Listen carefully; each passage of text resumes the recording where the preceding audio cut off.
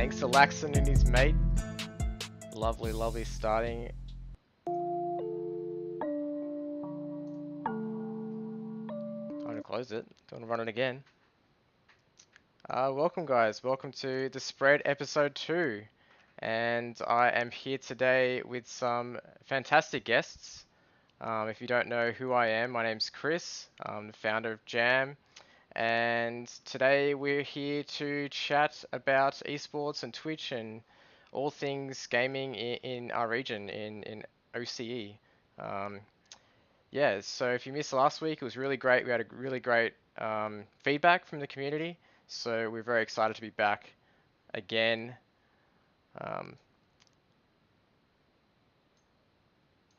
And yes, so sorry, just making sure that my mic is all good. Yep, everything seems to be good.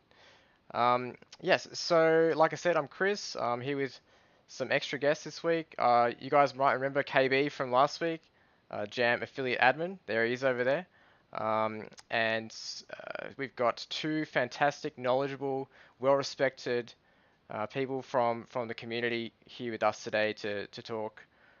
So we've got Ezra, who is a PUBG community admin, PUBG team manager, and a WomANZ community manager and esports manager. And we also have Ozzy, who is the coach of Ground Zero's Counter-Strike Global Offensive team. So I'll get you guys to introduce yourselves and say a bit more about who you are, and then we'll get right into the topics. There's a lot that happened again, so I'm sure that we'll have a great conversation. So Ezra, do you want to just go first and tell everyone a bit more about what you do and yeah, let everyone know. Brilliant. Hi, I'm Ezra. My real name is Erin. I've been involved in esports and PUBG pretty much since it first came out. I became heavily involved with PUBG OCE, which is Oceanic's largest PUBG community.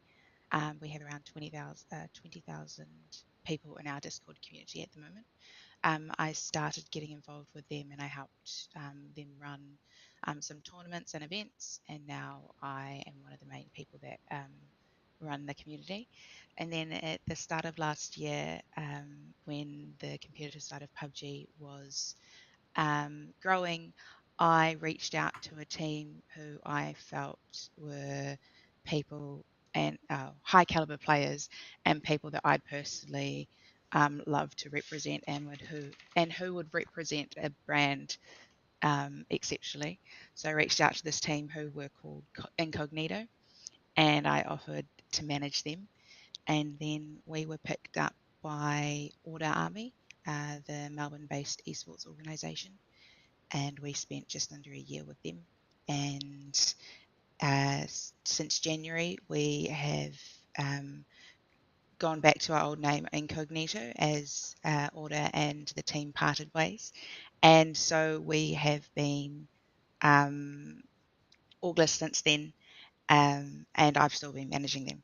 And on the other side of things, aside from my involvement with PUBG and running tournaments and offline events for PUBG, I'm also esports and education champion for a community called WomANZ, which is spelled WomANZ, and we are a community that pretty much is we create events, opportunities, education for women in gaming and in esports and content creation across Australia and New Zealand. Fantastic.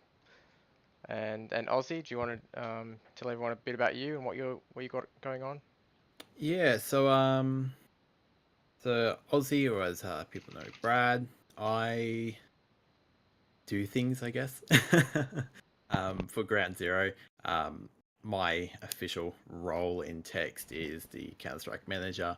However, I do a bit more around the organization than just manage one team, more coming in the being in control and managing the content side of things, working with marketing, sort of filling the role of an assistant general manager, as we sort of have a few roles that still need filling throughout the organization.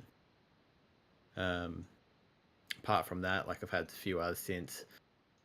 Previously being one of the owners of the open community of Counter-Strike Oceania. I have also coached a lot in CSGO, but yeah, basically a lot of my roots, I guess you could say, are in the Go community. Great, great, awesome. It's really amazing to have you guys here. I'm very excited to talk to everyone. I've obviously I've known you guys for a while online, but this is the first time directly being able to talk to you. So it's great to have you here and pick your brains about topics that directly related to us as a community. So thank you again for joining us. Guys in the chat, there is a document that I'm sharing now, which are the topics that we're covering. Yeah, there's a lot to go over. If you have anything else that you want to talk about, just feel free to at the Jam account, and we'll try and get to your question. If we don't get to it, you can talk to us in Discord, or feel free to at any of us on Twitter, and we'll have a talk after the stream. But yeah, so let's just go straight into it. And like I said, there's a lot that happened, which is great again. And the first thing I want to talk about is on the Twitch side and community side, and then we'll get to a lot of the esports news later on in the stream. So I'm just going to bring up an extra scene now and some news here. The first one is from WomANZ, which was their partnership with Patch Gaming. So let's just give you guys a bit of context. And then I think Ez is probably the most relevant person here to talk about this. A fantastic organization here. WomANZ, first of all, is a community that I respect a lot. Back from when they first started out, I think it's going to be almost a year now, maybe like 9 months. But a great initiative and a wonderful group of women supporting each other, and it's great to see. And now there's definitely a lot of interest in that community, and seeing this partnership is great for me, just to see like the start of everything rolling for 2019. So maybe you might be the best person to talk a little bit more about this and its relevance to the community. Yeah, so I'll pass it over to you. So Patch Gaming is part of the Checkpoint organisation, and Checkpoint is an Australian-founded charity that provides mental health resources for gamers and the gaming community. And one of the ways that they go about this is they work with Patch Gaming, which was a separate organisation, but they've now joined forces. So Patch Gaming, they seek to reach out and connect people across the world, so not just in Australia, suffering from mental illnesses, and create a community where you can interact with each other, whether that's by just chatting or playing games or sharing artwork or anything like that, and talking with people with similar issues. They started out as, I'm quite sure, a forum, and then Reddit, and now on Reddit, and now they've expanded to Discord, just because of the number of members they have. They have around 2,000 members, or just over 2,000 members. And how it works is that they have a number of volunteers, and they have people who are helpers and who basically help out with the community and have some form of experience or training within mental health, and so they're on hand to basically talk to anyone. And then they have other volunteers who have gone through training which Patch Gaming provides, so they normally have mental health, the equivalent of the first aid certificate for mental health, so they either have that or they have some form of counselling or higher experience. And it's a Discord, so you can go into any channel and either talk to someone or in chat, or you can direct message one of the team in private, and they're basically there to support you. And the reason why we have partnered with them is because there's a very high number of people in gaming that have some form of mental health issues. And we wanted to be able to provide a space for our community members to reach out and engage with these resources. There are a lot of resources out there available to people in Australia and New Zealand. A lot of them are phone call over the phone, so you can call somebody, but there hasn't been a lot of initiatives where you can actually have a direct message with someone, and that is a little bit less confronting than actually having to voice your concerns with someone over the phone. And so in our community, we already have a channel, a mental health channel, where anyone can go in and discuss or get advice or just rant about something that's going on with their lives. And we have all of our team and a lot of the community go in and support each other and are ear for them to rely on if needed. So we've already got that support for them, but by partnering with Patch Gaming, we're giving them additional resources. We can collaborate on events and opportunities for our community members and how we can help out Patch Gaming. And the Patch Gaming team have offered some of our women's team members, whether it's some of the admin team like myself or any of our other team members, their training that they go through, that all of their volunteers go through to be able to provide support in their Patch Gaming channels. So then we, our team have the capability to support any of our community members in the best way that we can. That's amazing. Yeah, I love how they're getting it all on Discord now. It seems much more personable, I think. I mean, I'm on Discord all the time, and I don't think I call anyone anymore. Yeah, I think it's absolutely amazing because it's a lot less confronting for people because there's, as I said, there's a lot of resources out there for people who are suffering from mental illnesses, but actually getting the nerve to pick up and speak to someone, that can be quite daunting. Like at times, I know that I don't like taking phone calls. Oh, well, when I was younger, I didn't like taking phone calls, especially from unknown numbers.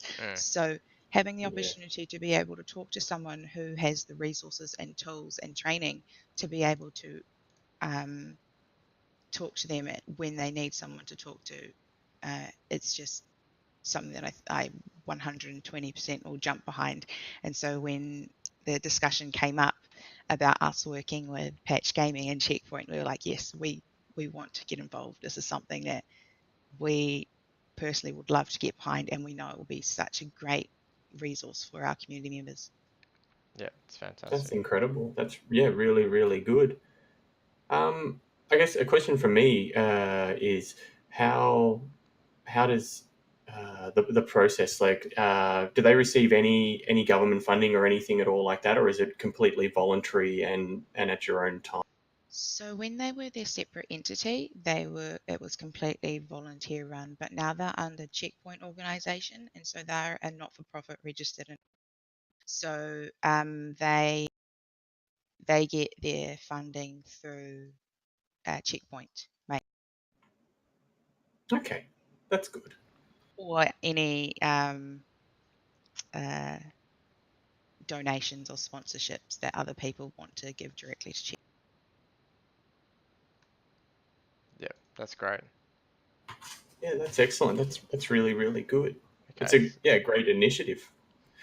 Yeah, I remember seeing Checkpoint at MEO. I'd seen them online a bit before that, but MEO was the first time I saw them at an event, and I think I've seen them at every one since then.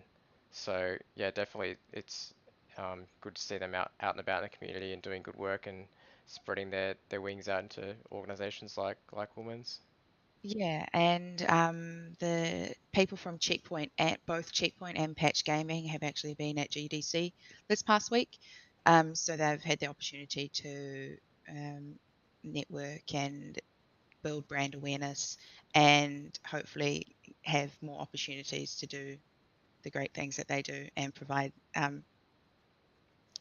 like help for more people, because it's unless you know about it, then you're not going to basically be able to utilize the tool. So being able to have these conversations at GDC with people, it's just the word of mouth and the promotion of both the organizations will spread, and hopefully more people will tune in to seek help when and where they need it.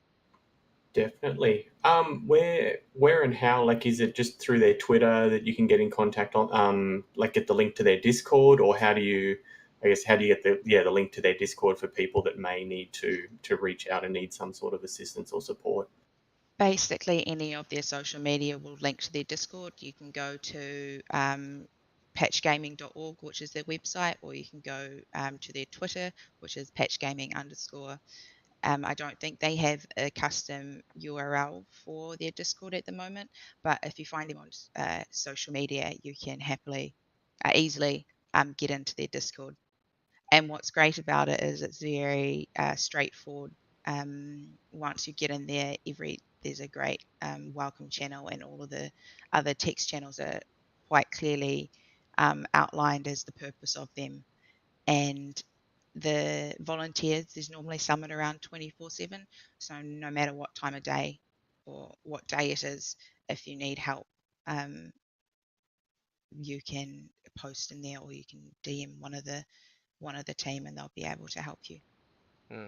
Yeah, definitely a Discord to just leave in your list, and if it's time to check it out and talk to someone, then it's there, and you don't have to go searching for it, and it's right there where you're always chatting to your friends. So Absolutely, that's great. Yeah, it sounds really good, and like I guess a lot of younger people now would really recognize with having that moment of a real late night chat that is over text, where that you still know where I'm going with, where you have that long talk with just that one person where you really break down how you have been. And we're sort of, I guess we're coming into this generation now where you're more likely to see that happen over text with one person than at that back door, well, at that outdoor table, So it's really good, and there are a lot of people that definitely don't want to answer the phone, that don't like to talk about their issues, but are fine to open up over text, because obviously there's the different barriers there. It's a little bit more anonymous as well, and I guess some people like that, which is good, and we all spend most of our time online these days anyway. Exactly. And that's something that the admin team of WomANZ, we established because our mental health channel is quite active, and there's a lot of discussion about different topics in there, and we wanted to be able to equip ourselves with the best way to support our members, and also if we're not around to support them, or if it's something that we're unable to support with because we lack knowledge, or we don't want to give them the wrong advice about something, we can refer them to Patch Gaming. But we also have some of their women admin helpers and volunteers in our Discord, so that they can also be engaging in that chat with our members. Perfect. And since we've already created that that trusting environment where people do feel comfortable to share with each other in our community, we wanted to be able to just give them that extra layer of help and resource that they can help tap into. Great. I mean, definitely everyone should join the Discord just to have it there. I think it's something that even if you don't think that you'll use it, you'll never know when you might just feel like, I really need some help. So take the time, just 5 minutes to go and add it to your list. So we'll move on to some other Twitch news. The next thing I wanted to talk about was Twitch Perth, and I'm sorry about that cam. I'll have to fix that cam, but on the overlay. But Twitch Perth have now become an official thing, I think it is. They've partnered up with Twitch. So there's Twitch Sydney, there's Twitch Melbourne, Twitch Brisbane, Twitch Adelaide. I think there's a Tassie one, and like Hobart.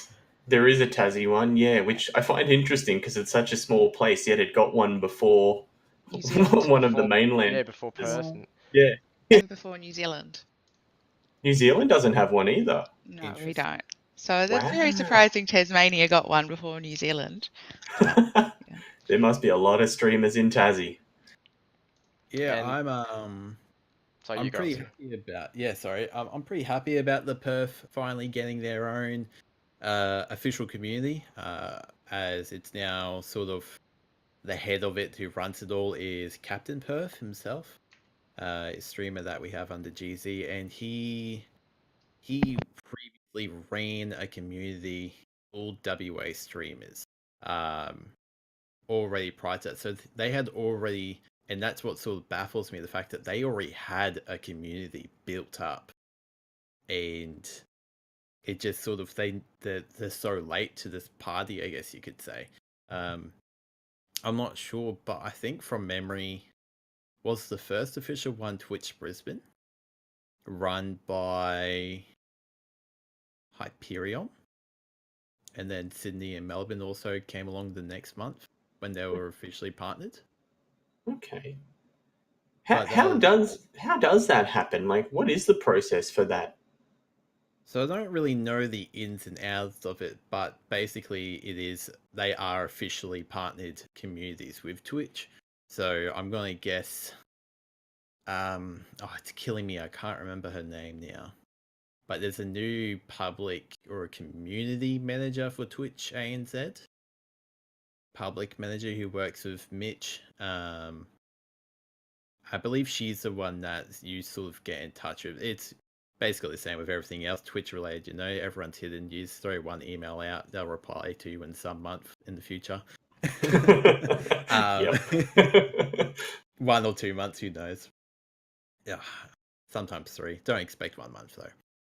But yeah, they'll get back to you eventually. And sometimes you create the community, but you do have to, from my understanding, there is a long waiting, there is a long list you have to fill out. Is it Lana? Someone in chat said, is it Lana?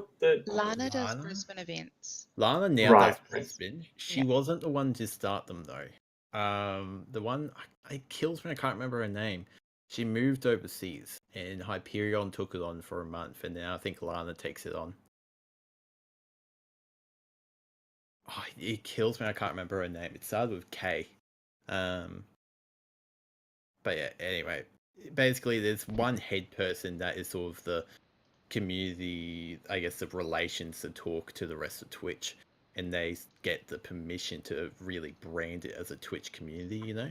Okay, yep, no, that makes sense. Because Twitch, I mean, do they officially support these communities? I thought it was all, like volunteers and. I don't think they support the community. It's more they allow you to call it a Twitch community. Right. Okay.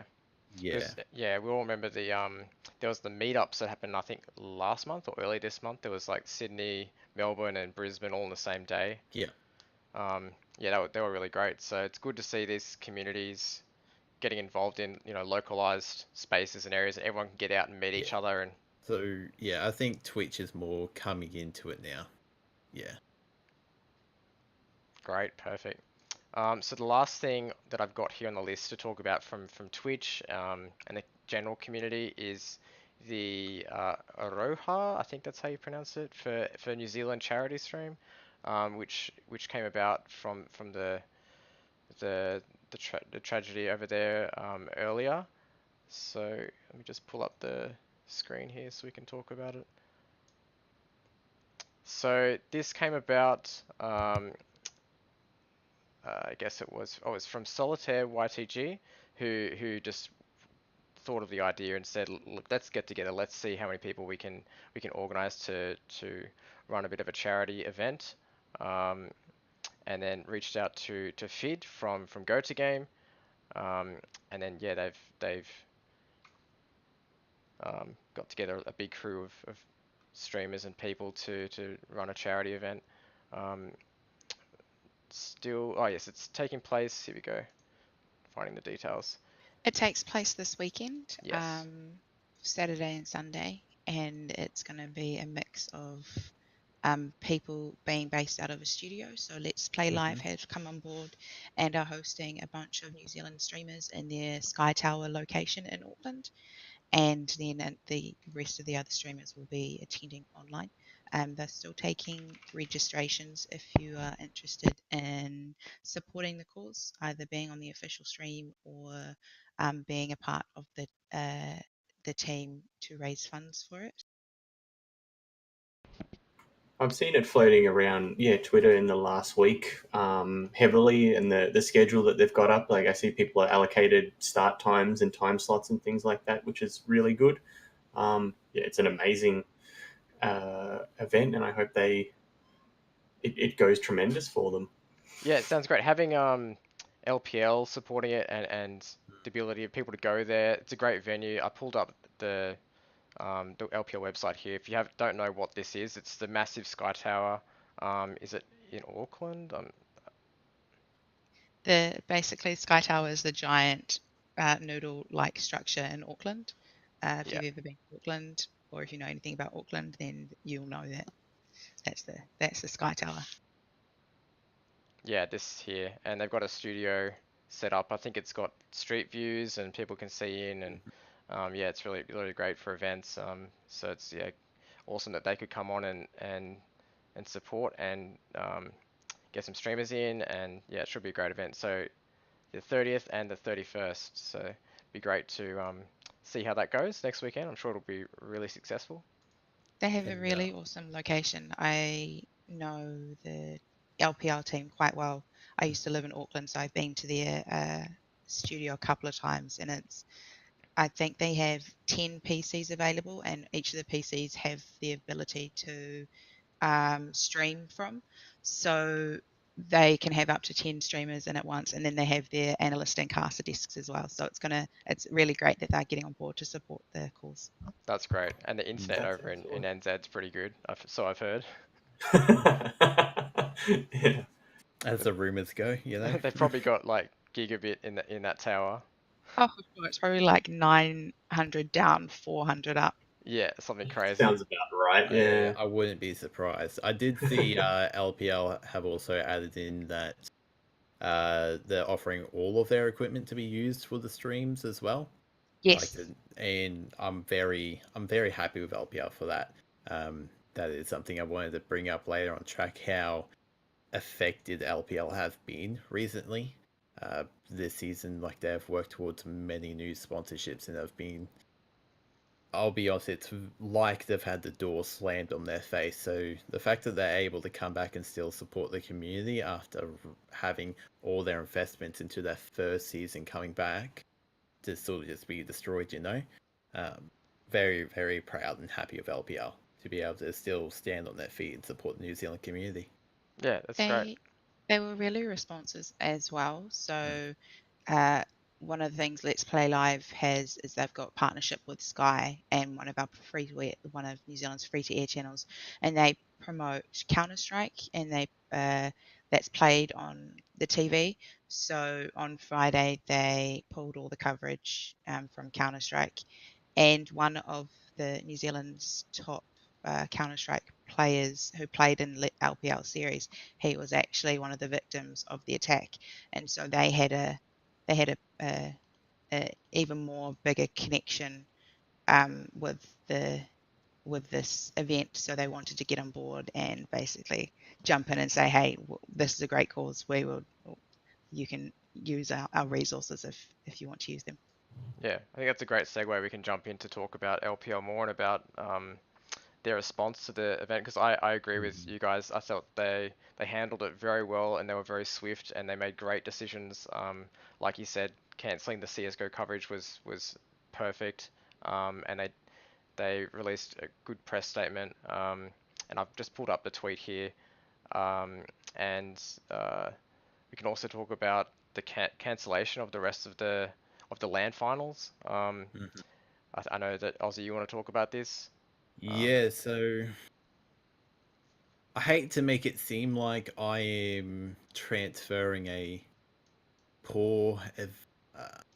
sad event that has happened into a negative topic.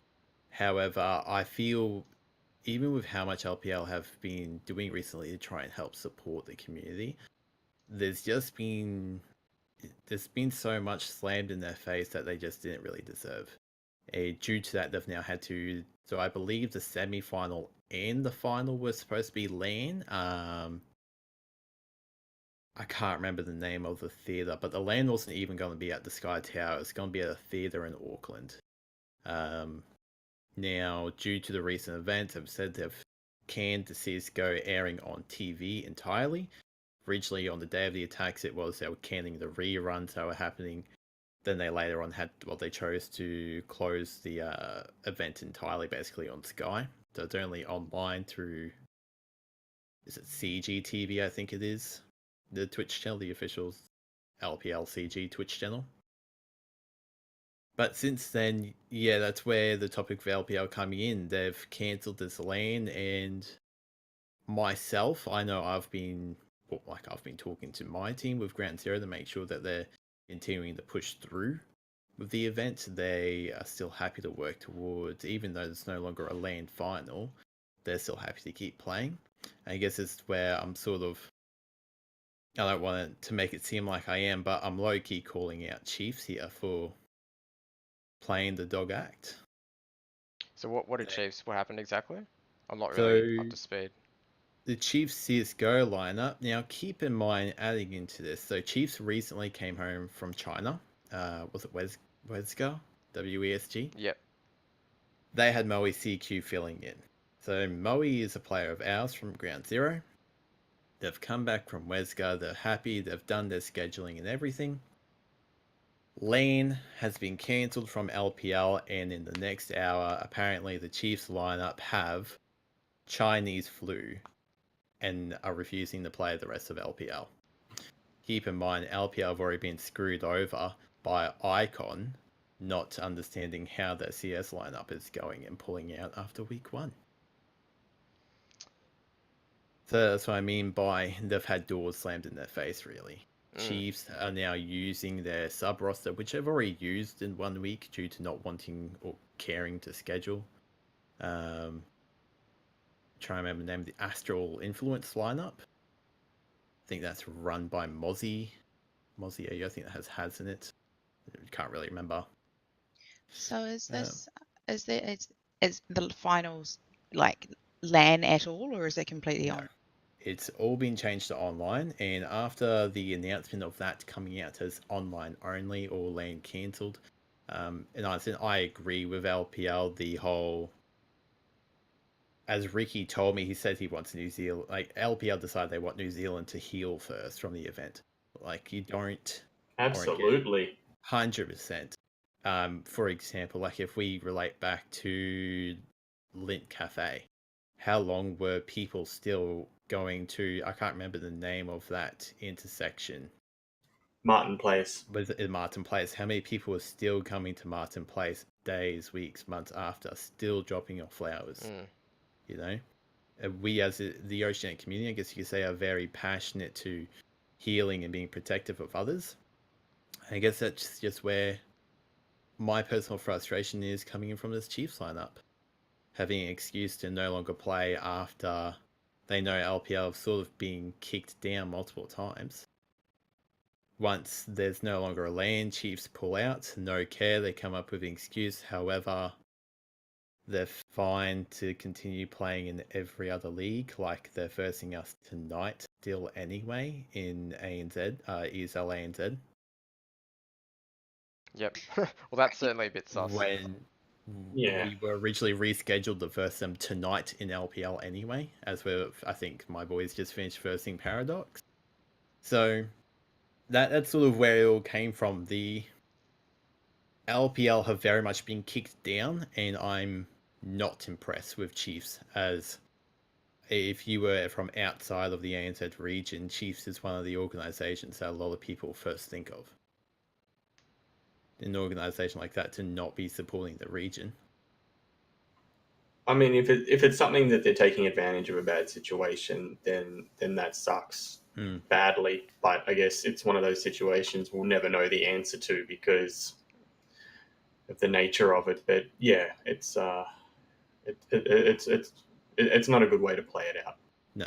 And it also, one of the things with my experience in PUBG is I've noticed that teams commit to things, but then they don't follow through with their commitment. And as a tournament organizer, I found that incredibly frustrating when people have said we'll be there and then they don't rock up, and it just causes so much problems and chaos for the tournament organizers. And for the likes of Let's Play Live, this is their pretty much premier event. To having teams pull out this late of notice because of a situation that's outside of their control is really tough on them. And for the players alone, I know that with the PUBG circuit, all of our qualifiers for a tournament, an upcoming tournament at the moment, is quite online. And I know the players feel that they could, if it was a LAN, they'd be able to perform better because a lot of teams perform better in a LAN environment than an online environment because you have the opportunity to be around your team and sit next to them and have the team dynamics going on and everything like that. So that's really tough as well. But it's just, I feel for Let's Play Live because they've been put into a difficult situation because of this attack in Christchurch, and they're handling the best they can do.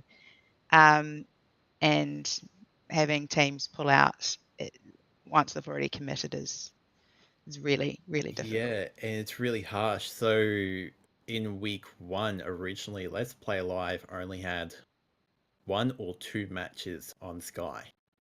And I know Ricky was pushing to have it be all 4 matches every night could be on Sky. They really wanted to push esports TV. And that's something I've always sort of believed in myself. I know a lot of people don't agree with esports needs to be on TV. That's a whole nother topic, really. But once we finally hit that demographic of being publicly available, on a TV network, jumping for your schedule from 2 to 4 matches, that's a huge jump that LPL did to, I guess, at the beginning season, sort of kick down Icon not keeping control of their CS roster. They still don't even have one right now. And then down track, I think next week is the last week before the semi-final is supposed to begin. Chiefs just have an excuse to not play. And I think, to me personally, I think it's actually quite, as a tournament, if I was organising LPL, I personally would have treated it as quite offensive, the fact that Chiefs pull out and then pull in a random sub-roster that's not even under the Chiefs organisation. I'm not sure if any of you sort of feel the same way there. Are there any ramifications or penalties for any teams that do this? None at all in the team contract, which, yes, that's very... Yeah, that seems a bit not right. Yeah, probably something that they'll look at for future seasons to make sure it doesn't happen again. 100%. Like, I have been talking to Ricky a lot ever since Icon splitting up, I should highlight XTM in case no one has seen that yet. Pretty sure everyone has. But yeah, obviously the team contracts weren't fully in depth. There was no fines, as I don't know if any of you have ever seen an ESL contract. Like, if anyone actually read every single word through that, you'll be reading it until the next event. But yeah, there was no fines, nothing holding you back. It was very much, sign this, you can play, we're going to be on TV, don't do anything dumb, make sure you rock up to your matches, Well, seems like they forgot the make sure you rock up to your matches section. Yeah. Slept in on that one. Oh, well, let's move on. I think we've got a lot more positive topics, hopefully, to talk about now. So the next thing I want to talk about is Jamie, Skella, and Mogul. So I don't know if you guys have seen this, but Jamie is a co-owner of GGEZ. So he's been around Australian esports for, I'd say, a bit over a year, maybe longer behind the scenes. And he's announced this new venture called Mogul, which is a tournament website. So it seems like a kind of website which it's not a new not a new concept where you can play tournaments daily and win small prizes and So is yeah. this the equivalent of Face It I or similar to Face It? yeah, I'm not Sort sure of. how they. Yeah, I don't think they have large leagues, but it's hard to tell because this tweet was the one that I wanted to talk. Well, that Oh no. Face It isn't just about large leagues. They run an online tournament platform yeah, for Counter-Strike and PUBG, and you can jump in and win things on a monthly, sometimes daily basis, and you can get PUG games in competitive set. yeah. I mean, I don't think Mogul's been launched yet, so I'm not really too sure exactly what these tournaments are going to be like. But he seems to be getting quite large shipments of prizes. So this tweet, he said he's got 18 Razer keyboards worth $4,000 each. So that's for a tournament website like this, which normally has quite small prize pools.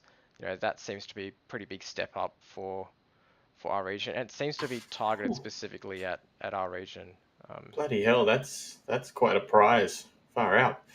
I do believe Mogul has been around for a while. I believe they did quite a bit of testing in NA last year. So maybe this is just their OCE launch.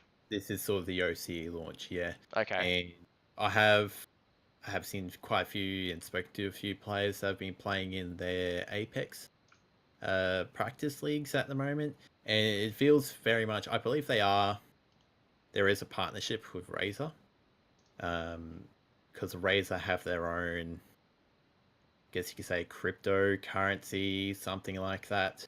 And yeah, you can win prizes, and you basically you can either put in, it's like $5 per person, and you get 200 back if you win the Apex head-to-head league or however that goes. But you can also get Razer coin back as well, which is that Razer cryptocurrency. I had no idea they did that. So That's interesting. it is interesting, and I don't know, I love this sort of stuff. I love the expansion of esports, but my personal worry is if and when Mogul has its own launcher. So this is going to come back to the good old ECA days where ECA had a crypto miner in its program for 6 months. Yep. Now, Razer launched at the end of last year their own crypto miner, which you can opt into. You don't get anything for it except for their Razer Silver. So that's not the actual Razer crypto. That's another sort of online fake currency that they run. And basically, if you have Razer Synapse and you leave your computer on all day, you can opt into it. They crypto mine out of your computer and you get some fake currency in return. And that's where my sort of worry comes in with Razer. Because Razer used to have its own tournament platform and they've gone rid of it. I think it was mid last year before Mogul started up in NA. And that's where my sort of fear comes in of, are Razer going to partner with Mogul and try to force, or I guess not really force, but more push their whole... I want to actually find out the name of this now, sorry. I mean, how popular are these platforms? Because, is that the reason why they shut it down? Maybe it wasn't profitable for them and they felt like the crypto was an easy way for them to make money? I have a feeling... Oh, I know Mogul's popular. Mogul, their tournament for Apex, I think they max it at 32 teams. And 32 or 64 teams. Mm-hmm. That's a lot of players. In NA? No, that's in Oceania. Oh, and wow. They fill it. Wow. I think it's every Friday night from memory. That's a lot. Wow. Yeah. So I'm actually launching Synapse now to try and find the name of this program. Yeah, I actually have like crypto and all that. I have that muted on my Twitter because I really am I'm sick of seeing people plugging scams. So yeah, I remember what happened with ESCA, and that was a few years ago. Yeah, was that 2015, 2016? Yeah, it was a while ago. It was before the boom. Before the crypto boom. What happened?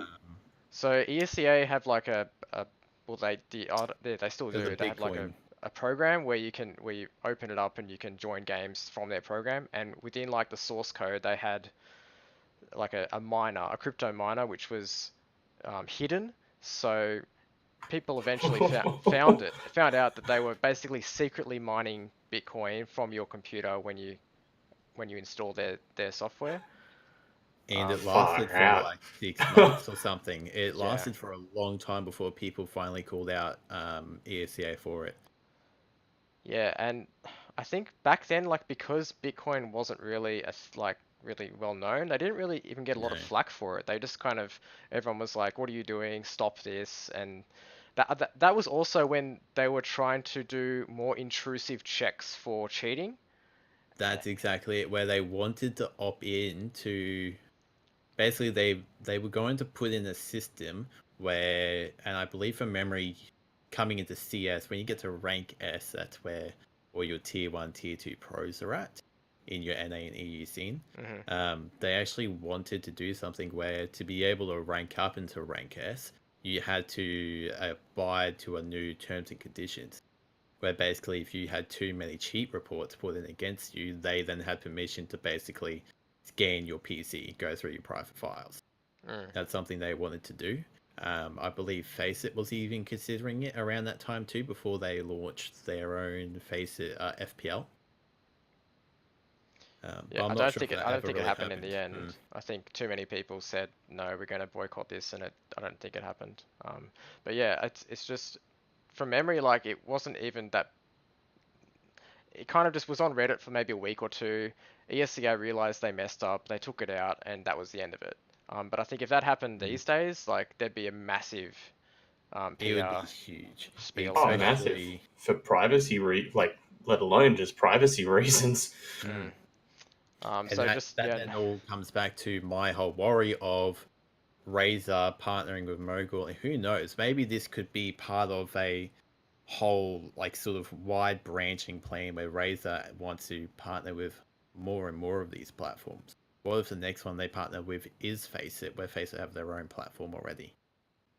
And it does eventually come you sort of get where I'm coming with. You know how like there used to be that point in time where you couldn't download the program without having to tick off on downloading 10 different browser extensions. How there was that point there a few years back, you couldn't download a program at all without going through all that. I'm afraid that's sort of where Razer is coming from. They have the power, they have the money, they're in the position to throw partnerships out to any of these TOs and just straight up say, hey, we want our programming in your platform, and eventually people are going to miss it. Eventually people are going to miss the boxes they have to tick off to stop, like to not bite into the soft miner, I believe it is. Well, it's like reading terms and conditions with everything. Like you don't read the 14 pages of terms and conditions for iTunes or anything when although you install it. So. I kind of think like ever since Facebook, that whole Facebook debacle happened with the data breaches and Cambridge Analytica and all that. I think ever since that happened, there's been a massive shift just in general in society with people taking more care of their data and like be more proactive with, all right, what is this actually gonna take from me? So Yeah. like in my opinion, as long as these programs are upfront with their customers about what they're asking you to do and what they're asking you to sign up for, and as long as you realize that, for example, if you put $10 onto a tournament and the prize is X, but you've got to play against 100 people, and they make it very clear, like, well, this is the prize pool, this is the buy-in, this is our cut. Like, the worst thing for me is when it's all behind closed doors and you don't really know the value of everything that you might possibly win, because then it just feels like people are buying into false hope, and especially with a lot of young kids that will be playing this. So I think as long as everyone's very upfront and Mogul seem to have a great reputation, so hopefully that continues. Then it should be great, and it already seems like it's very popular in the region. So, and Jamie as well is someone who I think has a great reputation. Oh, definitely. He has a lot more to lose than to gain, Yeah, letting yeah. So I'm very Razer confident with him. move through.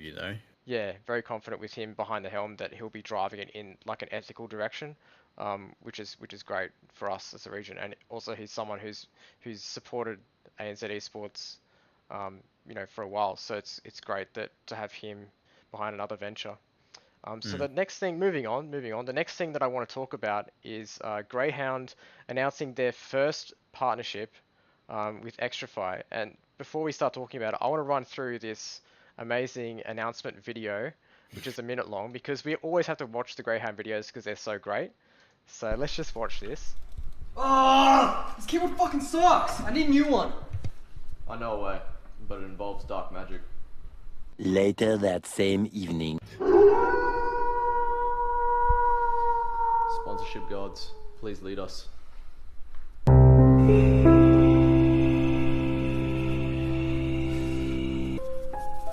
X T R F Y XTRFY.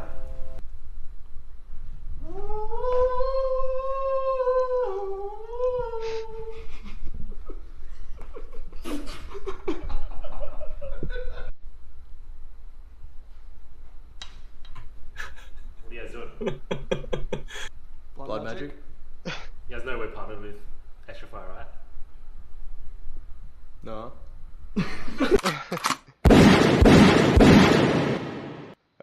That's so good. I just love that. Greyhound have done such a good job. They always do a great job with their videos. It was only recently I actually That's great. my YouTube recommended randomly was the Grayhound house tour. Yep. And obviously I saw that when that video first came up. I think it was a year ago now when that came up. And they're always a good laugh. They're not I guess you could say an idol business-wise, but they are that rough one in the dirt that you do need, Yeah. No, I agree. It's definitely. I mean, they've been around for a long time, and it's great to see them a brand getting on board with them after the success at the major. It's always very tricky to get involved with a brand when your star is named Dick Stacy and puts penises on everything. So it's hard for people What? to. What?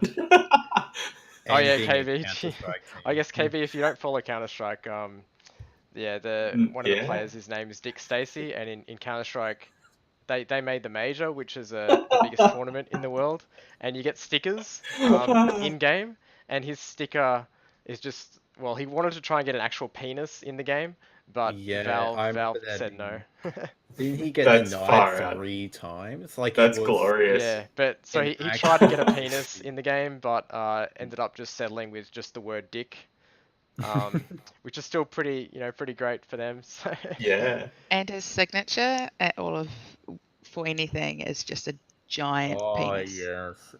And so when I was at IEM last year, there were just like kids with big Greyhound posters and just a giant penis on it, because that's the D in his name. I have a lot of respect for the Greyhound team, and yeah, That's Mr. Greyhound. glorious. That's amazing. no, branding. William Gray is the owner. That's why it's called Greyhound with an A. And in their Twitter's great. Like I do like their content a lot. It's always original. They have a good laugh. They describe themselves just as a bunch of mates that play games. So I think they got a good brand. And yeah, it's great to see XTRFY, and it's also XTRFY's first entrance into ANZ, which is pretty big for that company. So I think they're Swedish. Aussie, do you know? Oh, Pretty sure they're I Swedish. believe they are Swedish, yes. And they're also not a brand that is big Yeah, they're on Swedish. sponsorships. I think like they've been with NIP NIP, forever. yeah. Is that it? And then no, so last year they partnered with a UK-based organization called Imperial. Uh-huh. I'm pretty good friends with the guys at Imperial. That was pretty huge for them. I believe that was also XTRFY's entry into keeping stocks in the UK after like they had a electronics crash before the whole Brexit thing, Okay. Yeah, I can't remember the specifics, but at one point, basically, electronics going into the UK were going to have a higher fee if they didn't already have a business or something under the UK government or kingdom, whatever it's called. I'm not really sure the specifics, but XTRFY then decided to partner with Imperial, UK based, which definitely got their name around in the UK more, you know. And then now with Grayhound, I believe, do they only sell through M-Wave? I haven't actually looked yet. But yeah, I would assume that it would be M-Wave first because they usually are the ones that start. M-Wave usually are first. Yeah. You do have a point there. Yeah, so it's good. But yeah, it's huge. They're expanding. I've been told their quality is really good, and it also makes me happy that there's more competition with ANZ sponsors. Not sure if you sort of feel the same as I do, but I feel electronics wise, there's actually been, like, specific to brands, I think there's actually been quite a lacking care of sponsorships in this region, and that's because I feel there's never been much competition. Yeah, I mean, 100%. sponsorships in ANZ's always tricky. I think it's totally different to a lot of other regions. And just marketing budgets down here are so small that, you know, deals, not only are they just smaller because of that, but they're also much more competitive between the teams. So, and also like the teams that have great relationships and long-lasting relationships tend to keep those going for a long period of time. So if you're a new team starting up and trying to make way with these endemic sponsors, it's often very hard to get an inroad. And I mean, this is probably a good example. So Greyhound has been around for over a year. They've been a #1 CSGO team for a very long time with a good following. And right now, I'd say they might even be almost eclipsing Renegades in their popularity, at least locally, based off their performance. And they're certainly like on the same level in terms of like marketing value, I would say, for those teams. So yeah, and I'm pretty sure that's their first sponsor because it's all been funded privately. Yeah, exactly. It is. And what was Shui Gaming with Greyhound?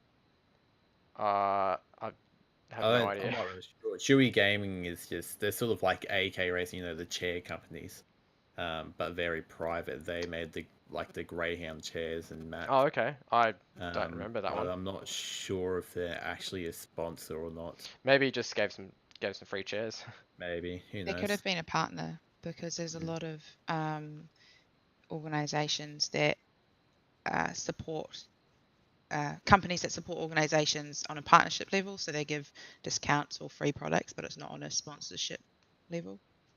Yes, exactly. I mean, I don't know, if you get custom branded stuff, that's on the lines of sponsorship, not partnership to me.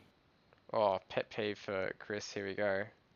It depends, though. We don't know. We don't have access to their contracts. We have no so. idea yet. But there's definitely a difference between a partnership and a sponsorship. Oh, yeah, it's huge. And one of my pet peeves is when people say they're misappropriate the sponsored, words. but it's actually partnered. Yeah, exactly. Yeah, that really and it's definitely misrepresenting to like your fans and players that look up to you what the situation is. So my favorite 3: Jerky XP, Phalor Grip, and Rise Energy Drink. Oh, they're our best sponsors, I swear. No. Yeah, use our code for 10% off. Yes. But anyway, that's a whole other topic. We could probably talk for days on that. Yeah, so definitely if you're a player, and just make sure you know what you're getting into with different sponsors and all that. So I guess we'll move on now that we've finished with Greyhound. But I am also on the topic of Greyhound looking for, hopefully we see them at IM Sydney. They haven't been announced yet. I actually don't even know what's happening with the qualifiers. Ozzy, is there any details on qualifiers for that? So messy. So I believe they are still, I don't know, this sort of, it sort of frustrates me, to say the least, that for some reason at IEM Sydney, every single region in Asia gets its own spot. I don't know if people should share the same frustration with me there. That sort of makes no sense to me. Like, I don't see why Southeast Asia gets a slot, then I think China has its own slot, then East Asia has its own slot. You know, it's sort of confusing. But I believe from memory, there is two slots from the Open AU qualifier that goes into a closed qualifier, and then one team from that, which is top 8 basically. Then there is, I believe, one team from ESL AU and NZ Championships make it as well. The top team from that makes it. So that's what's going on right now. Same with PUBG. They've also got an event going on right now under AU and NZ. Yep. So we're assuming that those two teams will both be Australian. Oh yeah, so those are the teams actually playing in Australian leagues and qualifiers right now. Yep. I don't believe Grayhound are in AU NZ champs. If they're not, then I think we can basically outline the fact that they've been invited. So then there's, apart from those two qualifier leagues, and then the rest are all Asian qualifiers? Yeah, for some reason Asia just gets a lot of qualifiers. So I'm trying to bring it up on HLTV right now. I mean, maybe ESL's just assuming that there's already going to be 4 Australian teams there, so... it was the same at... Sorry, that was my dog, if that came through the mic. There has always sort of been a lot of slots for Asia. I'm just trying to quickly bring it up now. Here we go. So I am Sydney. So Valkyrie in chat said 8 teams currently invited, 3 more invited slots, 3 AS, so I assume that's... So Asia slots, Asian slots, and then 2... And then there's 2 Oceania slots. Okay. Thank you, Valkyrie. Yeah, so that's what I thought. So there's one from the Open Quals, which goes to a close, and then there's also the Championship Series that gets one team through. And then hopefully Greyhound are one of the last 3 invited teams. I think the most recent one from memory that was announced was NRG. I know Renegades have already been invited, as they obviously would be the first team or second team invited. Yeah, I saw there was Renegades, FaZe, MIBR, Liquid. I'll quickly put up. Okay, so big. That says Europe, so they must have made a qualifier. FaZe Clan, Liquid, MIBR, NRG, NIP, Renegades, Mousesport, and Swole. Okay, that's iffy. The North America qualifier, because the team that qualified was Swole Patrol, and then E United took the core of that roster. Yeah, so E United's now going. Possibly. I did actually look into that. At IEM New York, so the most recent IEM event, that wasn't the major. Obviously, majors have different rule books. IEM announces through qualifiers the team, or the position title. I can't remember the word, but basically the title certificate that's given to the team is given to the legal entity of the team, so the organization. So I'm going to guess that is why HLTV still has Swole Patrol listed, but I believe other websites do have E United. Alright, so that is iffy. We'll see what happens with that. Yeah. That's what I am waiting to hear. Because that's the whole reason why... that's probably one of the major reasons why E United picked up that core, because they had the IEM Sydney slot, or so they thought. Most likely. So if that turns out not to be the case, then E United is up shit creek. Exactly. I believe... I'm not really sure how Swole Patrol sort of sits on the, I guess, organization ladder. If you get where I'm coming from there. Yeah, no, I understand, yeah. They're probably, So who knows? E and I probably got away with taking those players for free. I'm going to be completely honest. If you look at the history, the owners of E United, or founders and owners, are the previous owners of Enemy GG, organization that shut down in 2016, I think, from memory. And back under Enemy GG, they had a history of just yoinking players, without paying through or following up contracts. Especially from teams or smaller entities. So, who knows? We'll just have to wait and see, I guess, what the ruling is. We could be seeing a lot of drama unfold in NACS soon that will be related to IEM Sydney, but... It's a bit over a month away, isn't it? It's early April. No, early May. April 30. Yes. So the end of Yeah. Oh well, we'll have to wait and see. Yeah. I mean, I'm assuming that Grayhound will get in somehow. And then there'll be some Asian teams and. I think from memory they were actually invited to last year's IEM Sydney. Mhm. From memory, there was both Renegades and Greyhound were invited. Yeah. So I myself, I personally will actually be quite salty, to say the least, if Greyhound don't get invited. Yeah, I think it would Especially be. after how they performed at the major. Yeah, I don't think it would be a good move from ESL not to invite Greyhound with their rise over the last year since the last IEM Sydney.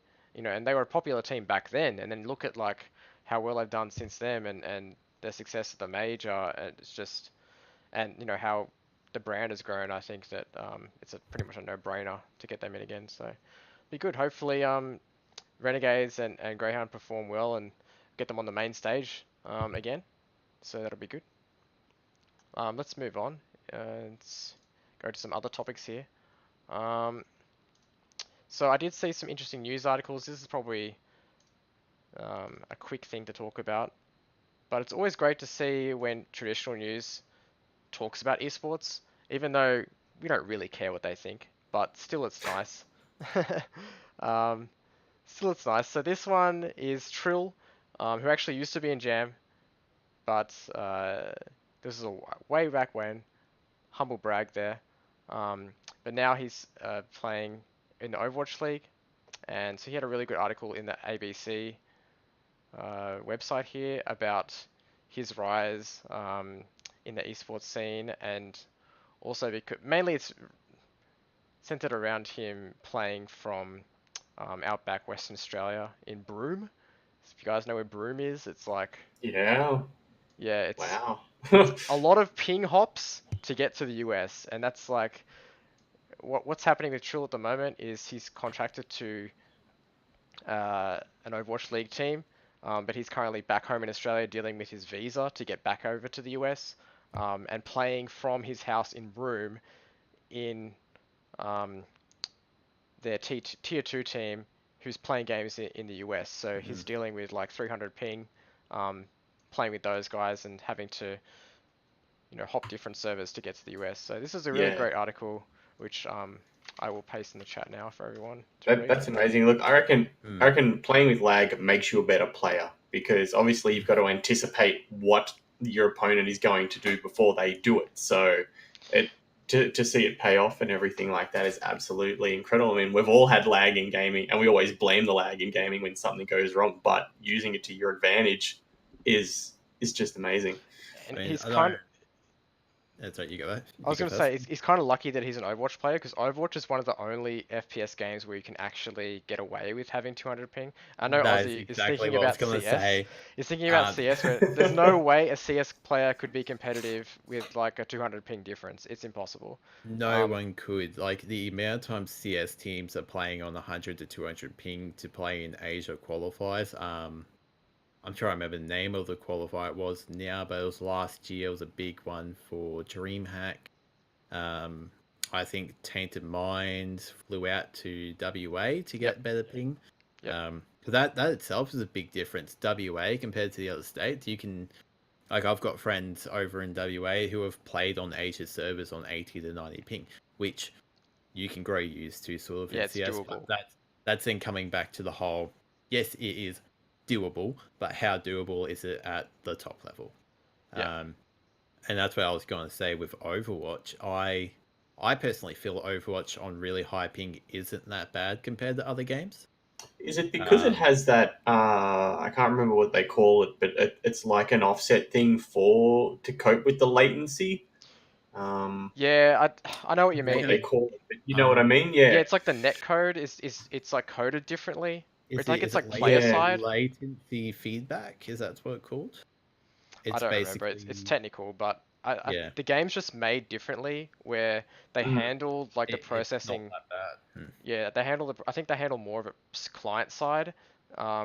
So yeah, whereas in CS everything's server side. Well, not everything. I'm honestly not technical, so I might be wrong, but TLDR, Overwatch is somewhat playable on like On 200 high ping ping. difference, and especially Well, because like he's a tank player, so he just has to Yeah. hold right click and like hit ultimates. Like he's not like in CS hitting headshots around corners and pixel perfect accuracy. He's just a giant. way to simplify his profession, Yeah. Chris.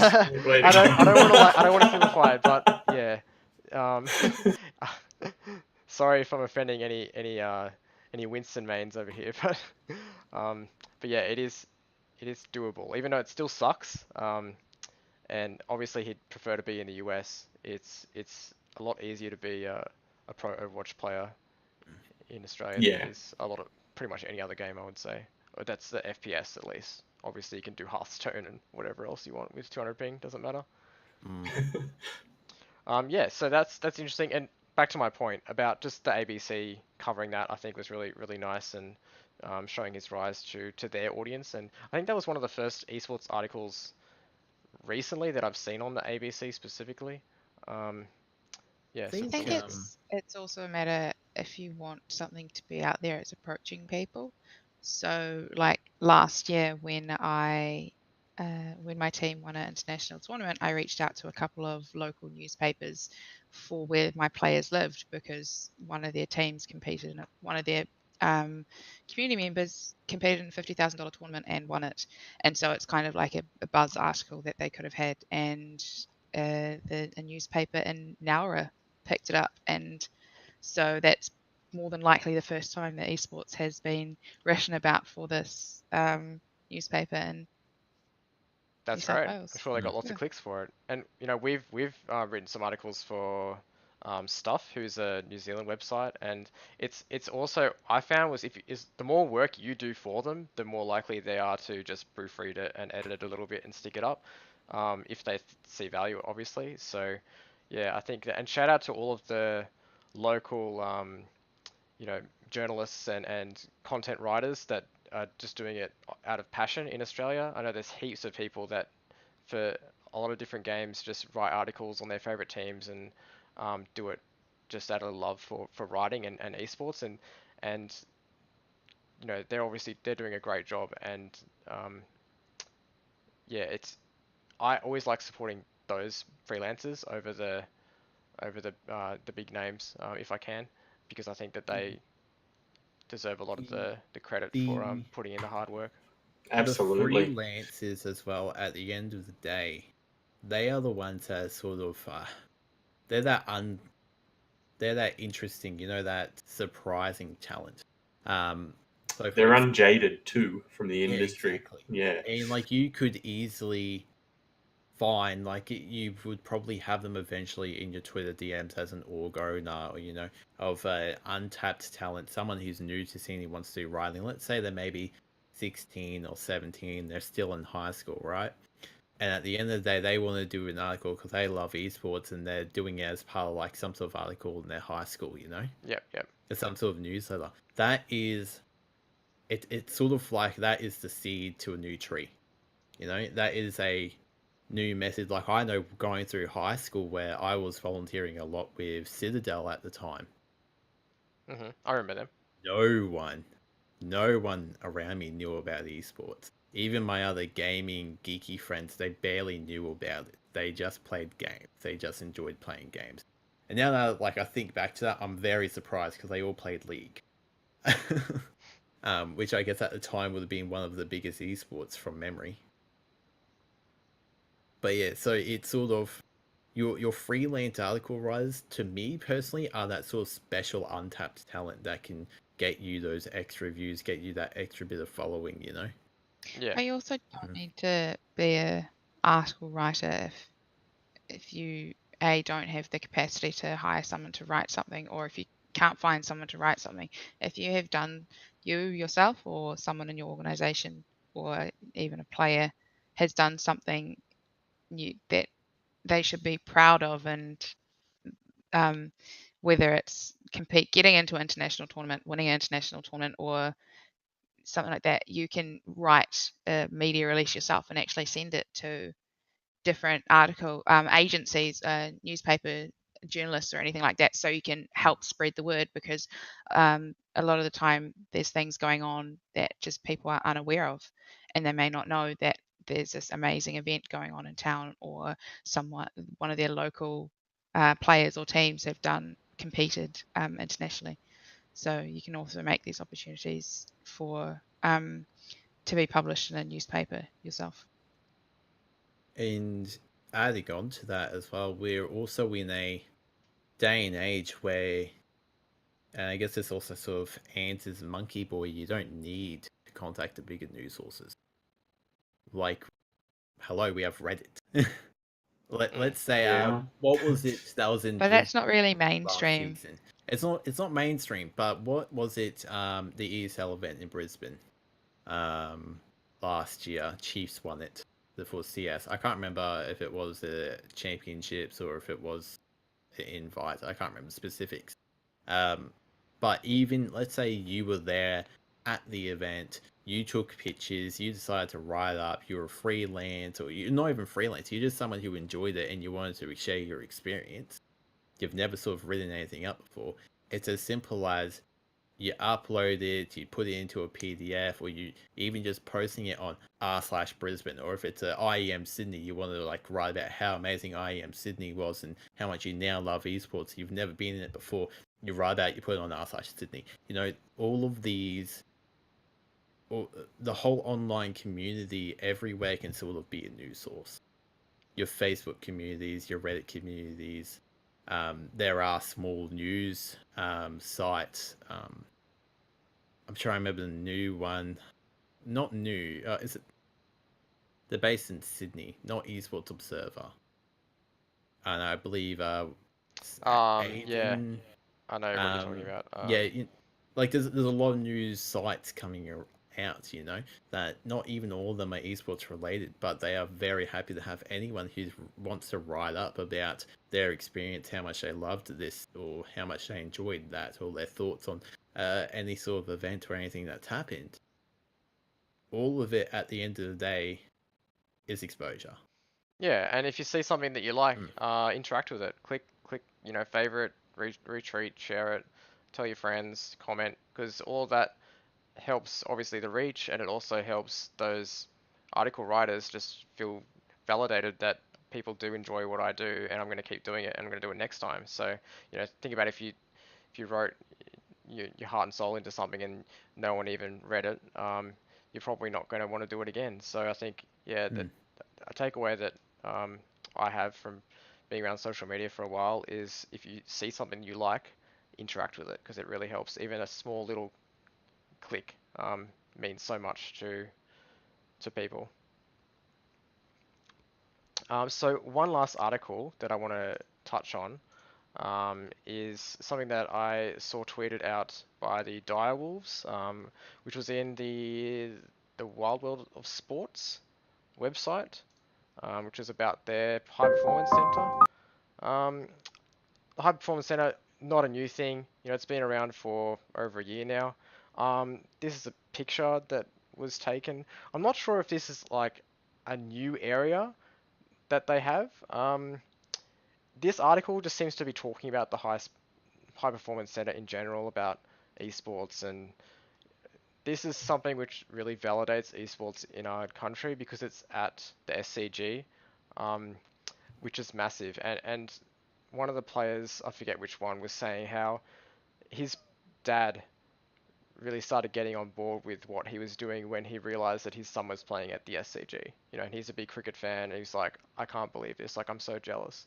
So I think a lot of parents would feel similar and similarly to when Legacy partnered with the Crows, and all of a sudden there was Legacy branding on the stadium in Adelaide.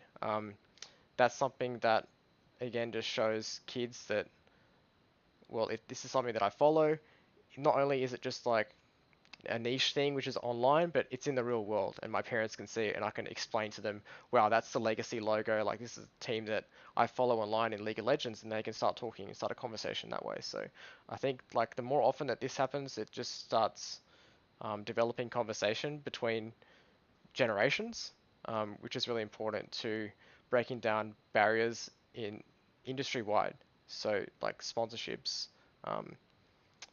new players being given the opportunity to train from their parents, and new parents giving their kids the opportunity to go to events. All that starts with positive media, and conversations, really. So, That's exactly right. Yeah, and it's when it gets sensationalized on the news channels, in quotations for those that can't see it, it gives it a massive bad rap. But that's what you need, more exposure, like everyone's been saying, from I've lost the word, freelancers and people wanting to get the good stories out there and spread that, that positive image of gaming, that it's not people just sitting at home in a basement playing stuff. Yeah, it's not that many images on there, but that looks a lot like the Drop Bears training facility as well. yeah, I believe it's the same. Yeah. I'm going to paste it in chat so people can read it. Which I wouldn't be surprised, because I believe, is it Dave? Yes, Dave Harris. Does he own both? Yeah, so Dave Harris owns. So I'm not surprised then. Direwolves, Drop Bears, Interstellar, and now XL Esports in the UK, who's in the LPL now. Does he? So they run a company called Genevieve Capital, and Genevieve Capital is the overarching company that has all these separate entities under them, and each of their esports teams have a different brand. So that's why there was Sydney Saints when they had the female CSGO roster, Darksided, Direwolves, Drop Bears, and I think another one. Yeah, Interstellar, and the Dire Cubs, which is my personal favorite. Their feeder team, or what's it, academy team rather. Academy. Yeah, Dire Cubs. Yeah, that was great branding there. I did like that, because I don't believe any other organization in AU had separate branding for their academy team, and even now in the NA league, whatever their professional league is called, I don't really follow it, but no one really does do separate branding for their academy teams. Just, for example, Chiefs, they just had Chiefs and then Chiefs Academy. I think it's a very smart business decision by them, because having different brands for all of their different teams means that they can go out to sponsors and tap into different basic markets and revenue opportunities. So they could have Direwolves, which is sponsored by Logitech, which it's not just an example, and then they could have Direwolves Cubs sponsored by X, Y, and Z, and then they could have Drop Bears sponsored by Logitech's competitors. So they can it opens up more opportunities for each of their brand, but it also causes a lot of more work. Yeah, I think there's pros and cons, definitely. And I think the ability to separate off certain games is good. And I think Counter-Strike is a perfect example, because that's a game where a lot of brands won't touch, and they'll say, look, if you have Counter-Strike anywhere near our logo, we don't care. We don't want to have a bar of it. But if you can separate that off into a separate brand, and then you can have, League of Legends or Overwatch or whatever all in a lump, they'll be like, okay, that's something that we can get on board. So yeah, it's good, but like there's definitely pros and cons with separating it off. If you actually look into NRG last year, they had different sponsors. I'm pretty confident they had at least one specific sponsor for nearly every game they covered. So I don't know much about it. So they had different sponsors for different games. I believe their fighting game, was it fighting or was it just Smash? I'm not really sure specifics on that. But they didn't have like any of the same peripheral PC sponsors that the CS team has, for example. And they were very clear on that. So if you ever go to MetaThreads, I think that's their jersey supplier. Yeah. And you can go through the NRG store, and all their jerseys are separated by the different teams, and you can just look at the back of the jerseys and they'll have different sponsors, because they have different sponsors for each game. And it was really good. I was listening to Dexerto, I can't remember the site name. Dexterra, I think it is. Dexerto, yeah. Richard Lewis now taken over podcast for them, and he did one with the NRG owner, and he really broke down how specific, like how hard it is for sponsors to come into a scene when you have a CSGO team. And it just comes down, and I do believe it would be a lot harder over in NA. It doesn't help that their title and their like margins for money and everything is a lot higher compared to us in Oceania, but still pretty high here. It is still pretty high here, but I still feel that American culture makes it a lot harder. And he broke it down. It's seriously as simple as if CSGO wasn't as specific as terrorist versus counter-terrorist. Yeah. If it was red versus blue, there would be no problems.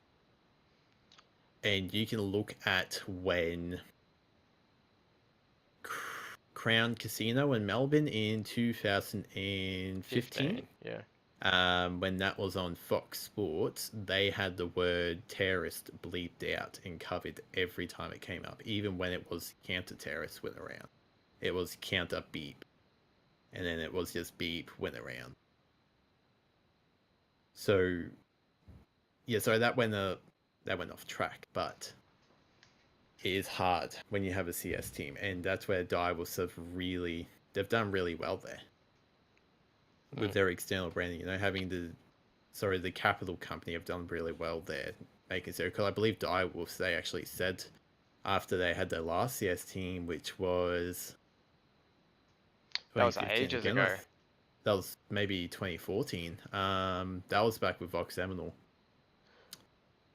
I can't remember that lineup off the top of my head. Moop, Infrequent, maybe Susie. I'm not specifically sure. It was a long time.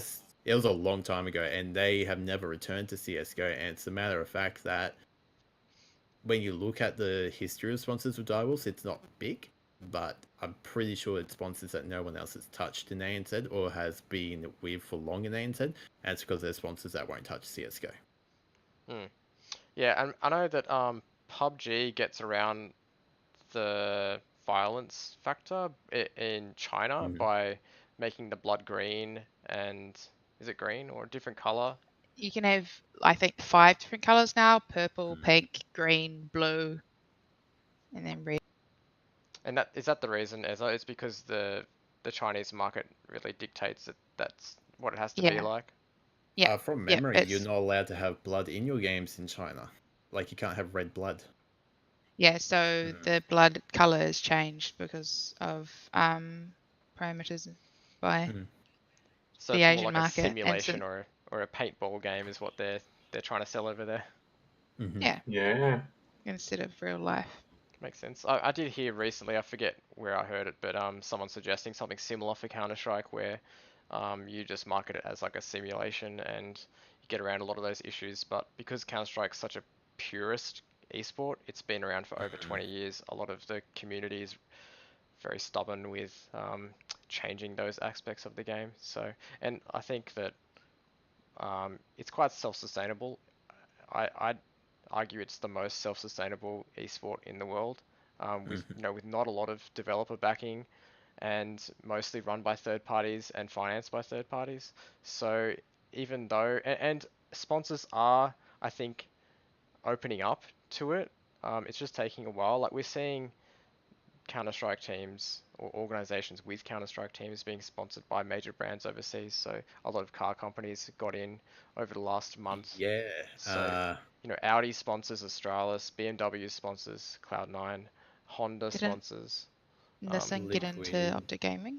Yeah, Nissan with Optic and FaZe. Nissan with Optic and FaZe. So all of those have Counter-Strike teams. So obviously there's a learning curve with the marketing managers in these companies of, I guess that has to happen with esports. It's not only educating these people that make decisions on what is esports, but then what different areas you can invest in and what games there are within teams or within tournaments, and then they have to think, well, where does our brand position in that? And obviously all of those car companies were comfortable positioning themselves within brands that have their fingers in Counter-Strike.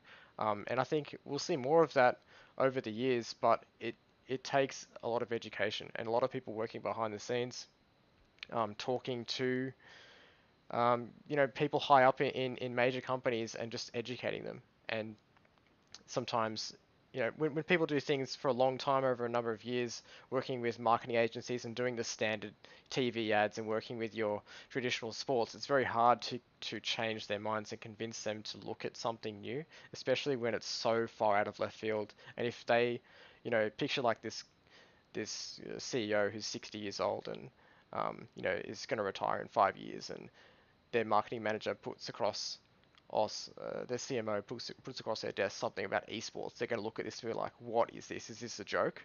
And then they have to then educate their CEO on this and why it might be a good business decision. It's going to take a long time to convince these people to put money into the scene. So, and we are slowly seeing that in NA, and I think that'll also happen in Australia. But personally, when I looked back 3 years ago when I was starting out, I would have thought that this might have been happening by now, but I think it's going to be happening. It's going to take a bit longer. I think there's too much of a negative stigmatism in esports, especially in the first-person shooter genres, that it's causing a lot of lack of confidence for organisations to get into. There's a lot of opportunities where it will be mutually beneficial for developers to work with, like a car sponsorship. So like take PUBG for example. China, one of the most favorite games in China is PUBG. They have a lot of cars in PUBG. They could they could work in be sponsored by one of the major Chinese car brands and put their logo on like the Dacia or something. Yeah, and that's quite common in Asia already. Like you can see any TV show, most episodes of like Chinese shows. I've recently been watching a lot lately, so I know this. In every single episode, there's some product placement of an item. So there's a lot of potential opportunities, but it's until the negative stigmatism that is aligned with certain esports games, especially the ones that have guns and people shooting each other, these opportunities just aren't going to be tapped into. I think my memory might be failing me here though when I say this. I think from memory, Toyota did CSGO events early last year, or the year before. In Australia, or no, in Asia. I think Grayhound were actually invited to it. Possibly. I do remember seeing Toyota around somewhere. Yeah, and I'm not sure. I sort of feel that there was a Toyota Masters in Bangkok last year for $100,000 prize. Mm-hmm. So I guess this comes from how I sort of envision it. When you look at a lot of, and this is going to come from an old video that I watched of Thorin's, where there was a MLG CSGO event and it was partnered with X Games. So like motorsports, like dirt bike tricks, and it was at that time of where people weren't considering X Games as a traditional sport. A lot of people do now these days. And I think the car market specifically, comparing actually like racing cars, I think they went through a lot of that when that first came around as a competitive environment, when the first the first tracks were made, people considering calling it a sport. I think they went through the same struggles years ago as we are now. Let's face it happens on the daily. There would be some article out there, someone out there saying esports isn't a sport. And I think the racing and car industry, and let's face it, is there even a single car manufacturer that isn't sponsoring it in the racing? I don't think there is. So they went through this sort of age, I guess, this sort of time where they were wanting to be considered a sport as well. Their whole industry wanted to be supported to sport, but it never sort of happened. It did eventually happen, but it didn't happen off the start. And that's what we're facing as esports. So I think that really helps when these car industries are coming into the esports scene, because they're unlike, for example, comparing to a soccer club or the AFL clubs. I guess AFL clubs are a bit different because they get an incentive or a bonus or something if they partner into esports. Remember that got released right before, I think, Bombers bought out Sin Gaming. That was interesting.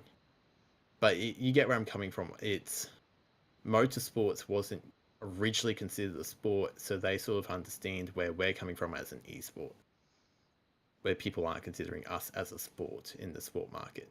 Yeah, they're probably feeling a bit of deja vu over there. Those car companies. Really helps. It really helps. Yeah. Okay. So let's move on. I have a bit of event-related news that I want to touch on. There's a couple of events that were announced that happened recently. So the first one is the announcement for the Pokemon Regional Championships. So we've seen ESL's running this, which is great. And I believe this feeds into some kind of international event. So yeah, this one is next month, and usually it's at the ESL studio. Yeah, this is at the ESL studios in Sydney. So yeah, a lot of young kids going to that, which is always great to see. Is that the Game Boy, not Game Boy? What's it called now? DS version, or I is think it? it's still on the DS. Yes. I'm not sure. I'm sure it's on their website somewhere.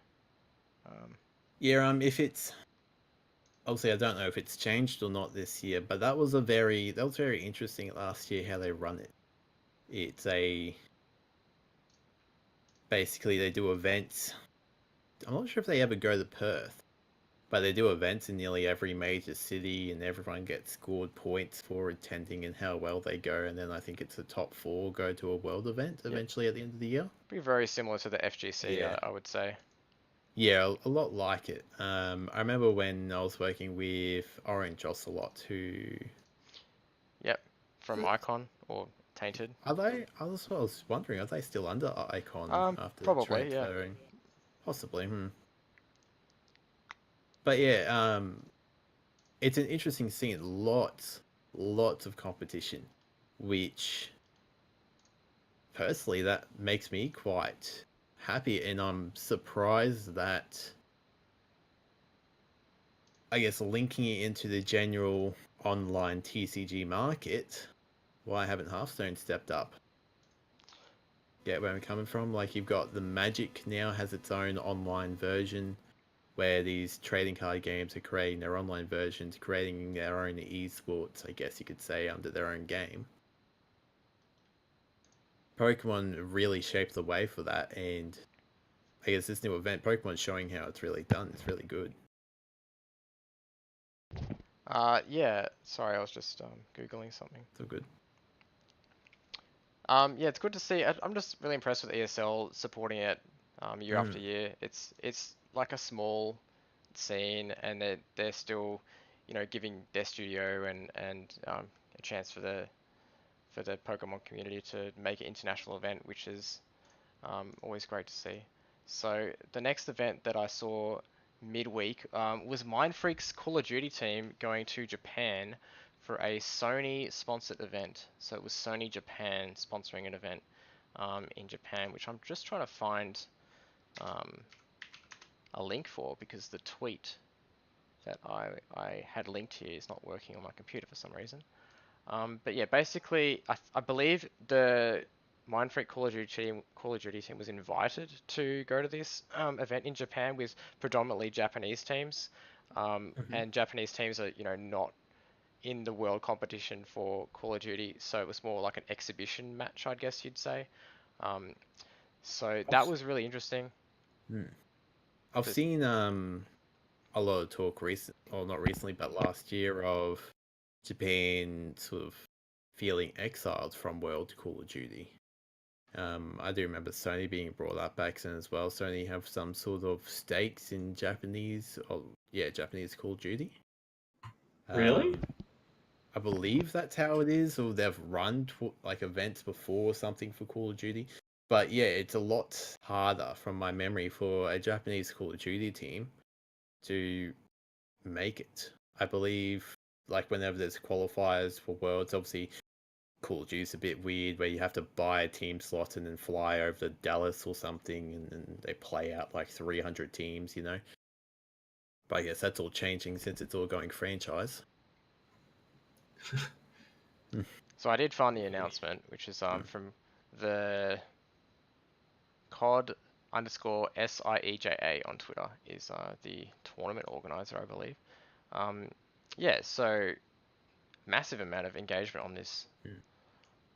So it's obviously very big for the Japanese region. It is that the Japanese region is very much enclosed, I guess you could say, with COD. Like what goes on in Japan stays in Japan. And I don't know. Did you cover last week the PUBG roadmap that was announced for global event? No, we didn't. No.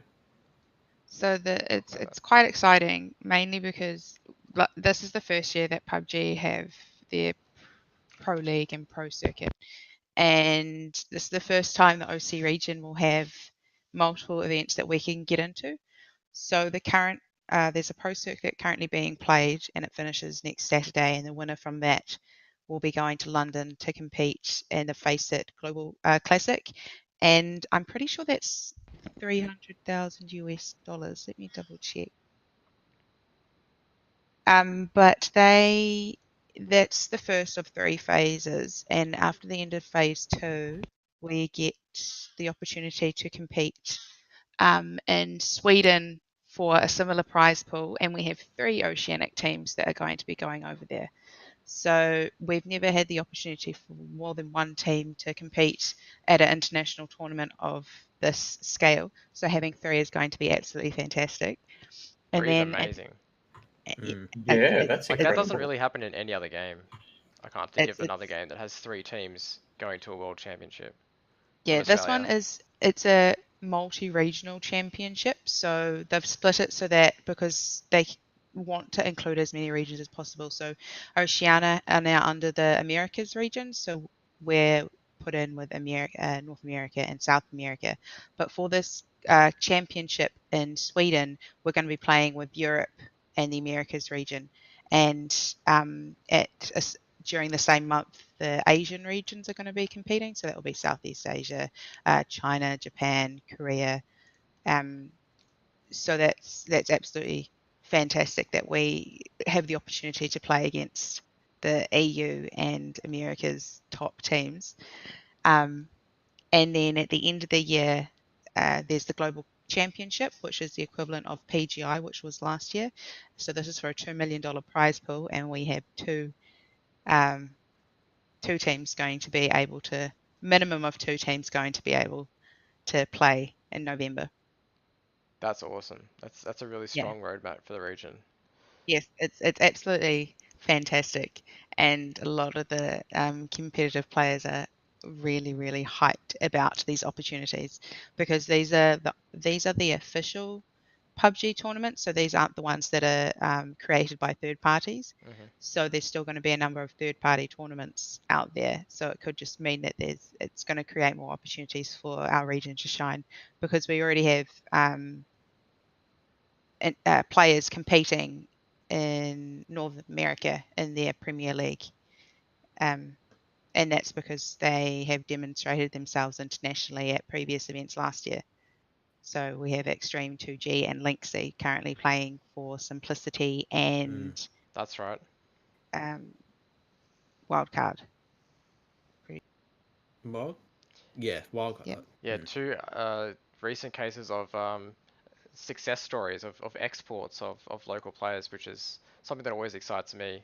And yeah, having 2 from the one game is great. It just goes to show, like, time after time, the players in this region, they have the skills. We just need the opportunities to prove themselves, whether that's people coming in and scouting them and then moving over, or having more opportunities for international performances as a team, like we see in Counter-Strike and other games. And so yeah, it's something that the more often it happens, I think the more not only opportunities that we'll get as a region, but Yes, which is why more places at these international events is so exciting, because it showcases our talent so much more.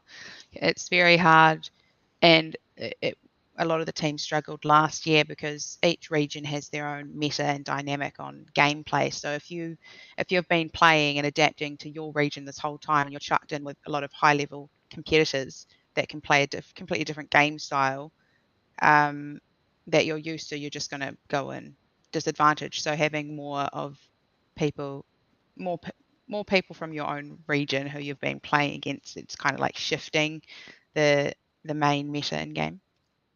But it's quite exciting, and we've got a number of other players who are playing in not the Premier League but in the Contenders League. So the Contenders is the league that feeds into the Premier League, and we've got a number of OC players who are playing in the Contenders League to get a chance to play in the Premier League. So something that I really want to see as a consequence of having more players and teams sent overseas is having more fan support from back home. So it's something that I think needs to, a lot of organizations and players together need to work on in the future, is drumming up support from local fans, because a lot of the times it's local fans will be fans of like overseas players because they're the people that they see streaming all the time. They're the big names who have the most numbers on Twitch, and you'll see, you know, you might go to someone who's a PUBG fan in Australia and say, who's your favorite player? And it's someone who lives overseas. Well, we have great players here too. And you can also be a fan of local players and support your Australian teams and New Zealand teams while being fans of overseas. It doesn't have to be one or the other. And something that'll help our region grow is encouraging local fans to be fans of our local players. An organisation that did it really well last year is Athletico. So Athletico had the opportunity to compete internationally, and Sweetloaf, she actually arranged for viewing parties and dedicated channels and promotion for fan engagement to interact and getting everyone involved, because it was quite difficult because these games were played at like 1 o'clock in the morning. So she was really hyping it up, and in the weekends when the games were on, she encouraged people to get in and join the viewing party and support the team, the players and the teams in chat. And I think that was a really great demonstration of how to get local fans involved in viewing our players over there and supporting them. Yeah, definitely. And the Australian scene, or Australian New Zealand scene, definitely does do it.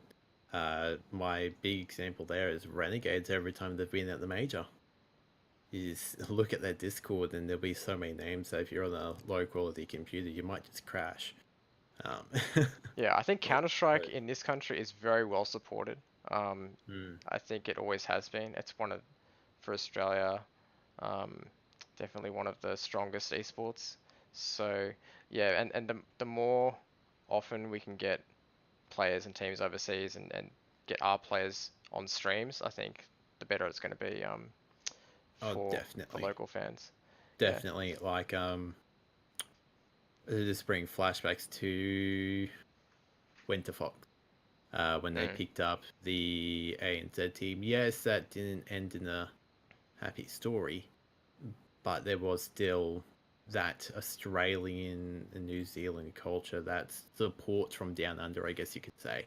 Yeah. And it's always there. You know, we are always a very vocal community that does support when others go overseas.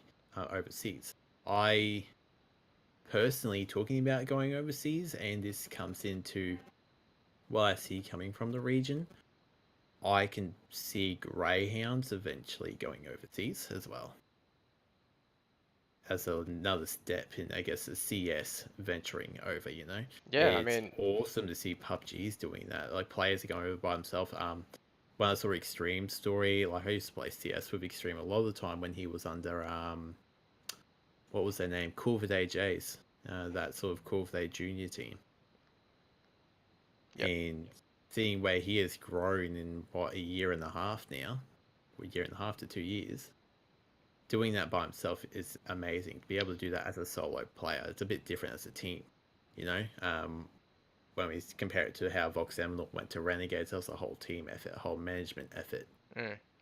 Unfortunately, with the restrictions on the Pro League for this year, it means that if you want to be in the Pro League, you have to have 3 people from that country, either residents or citizens. So there's no opportunity for the likes of the top team in this region to be picked up and be able to play in a Pro League, which is a shame because Pro League and PUBG means that you get the tournaments are all land-based. So for depending on the season, PEL, which is the European, that's 3 weeks, and the Northern American one was longer than this. For those 3 weeks, you are in that location. You're going to be playing for 3 or 4 days, depending on what it is. And at the end of it, it's basically just one giant LAN over the course of a few weeks, and it's all paid for by the developer. So having that opportunity is absolutely amazing. And so Link C and Extreme are currently in a break right now, so they're back in New Zealand and Australia until the next season of Premier League starts up. I just had one more thing to talk about on that topic before we move on to our last topic of tonight. And what I wanted to say was, I think for a long time, the local community has seen pro players as kind of like a meme. Like when you do get the chance to go overseas, you just get destroyed. You know, you might not even win a game. And that over the last 18 months, I think has changed a lot where when we're given these opportunities by developers and tournament organizers to actually compete internationally, not only are we, you know, winning games off world-class teams, but, you know, we're getting deep into tournaments and we're seeing Australian teams now. Kanga Paladins is one that comes to mind, who is the top 3 team in the world, and that's, you know, happening more and more frequently. And the meme has kind of died, where we're not really just going to go overseas and lose. Now we're actually going overseas and there's a chance of winning, and that's when you can get people behind you and supporting you to actually have a chance of winning. I think it also depends on the game, because you need to have a competitive environment there to be able to grow and develop these players. So for the likes of PUBG, you need 16 teams of similar talent to be able to effectively practice. And you can't, if you don't have those 16 teams, if you only have 5, you're going to go into international events on the back burner, because if you're not, these other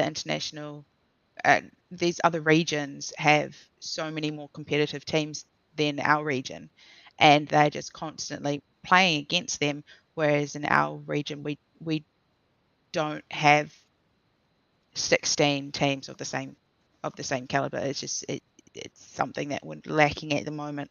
So it's a struggle for the teams that are at the top, because they just want to get better and they want to do well, but there's situations outside of their control, which means that they aren't necessarily getting the best practice or the best way to grow and develop as a player. And I mean, that's the same for the female Counter-Strike scene in Australia. We have pretty much one key Counter-Strike team, and that's the Carnage women's team. And I was chatting to them, and it's the same. They just don't have the opportunity to practice within their own region. And you can say, okay, well, why don't you just practice against your SEA or Asian equivalents? But they're going into it in a disadvantage, because they're going to be playing on servers with 200, 300 pings. So they're not getting the best experience. And so I think that if the competitive culture and scene around each game is really important to grow, so that these players that are on the higher level can go into the international stage with the best like footing and groundwork and experience there is. Yeah, there's definitely a lot to talk about on this topic, and probably one for another week, I think. So the last piece of news that I want to give some attention to is from Meta, which is a high school esports organization. So it's This looked incredible, like absolutely incredible what they're offering. yeah. So Meta is they also run the High School League of Legends tournament, which is in collaboration with Riot, and so they've just announced that they're now partnering with NBA 2K to also run that game across their high school leagues. So I should probably open up their actual announcement.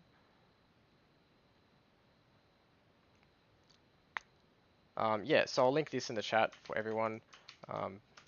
But yeah, always great to see opportunities at a grassroots level from high school kids to, you know, for people that have an interest in esports and that are growing up with it, to show them this is the pathway. This is how you can get to the pro level. You start with your school club. You can then go into this certain league. You can get connected with professional teams and organizations through that.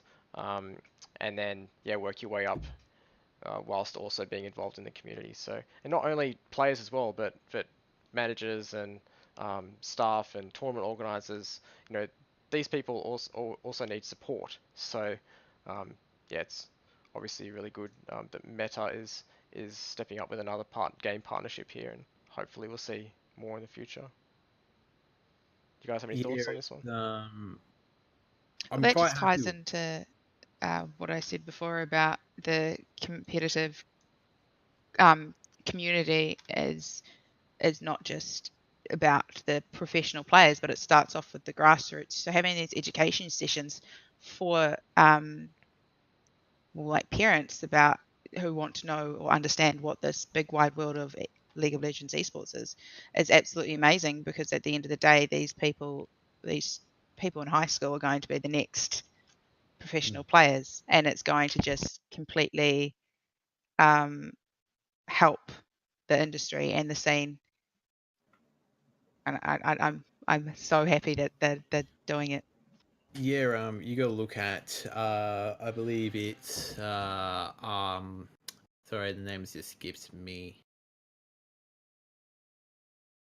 Run by Brett. Sorry, the name's completely skipped me.